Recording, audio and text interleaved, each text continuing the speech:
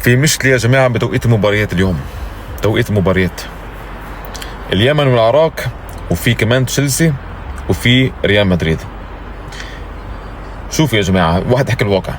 اليمني والعراقي طبعا بدهم يشجعوا ولاد بلدهم، بس هذه نصيحة مني لكم، يعني حتى لو انت عراقي ويمني بس حط العراق واليمن لا بالضبط هيك يا اخي، ما بعرف، حط التلفزيون صغير على العراق واليمن والوسط على ريال مدريد والكبير عند الكبير. يا اخي بدك تستمتع، والله بدك تستمتع يا اخي، استمتع بالاهداف.